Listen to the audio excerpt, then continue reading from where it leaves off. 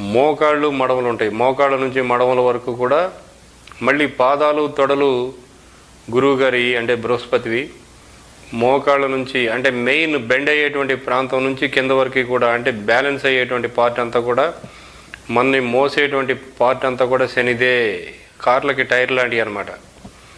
కార్లకి టైర్లు ఎలాగో మనిషికి కాళ్ళకు మోకాళ్ళ కాడ నుంచి కింద పార్ట్ వరకు అలాంటి పని చేస్తాయి ఇవి.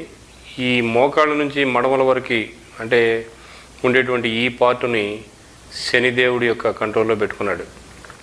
శని గారికి కోపం వస్తే కాళ్ళు ఎరగొట్టేస్తాడు.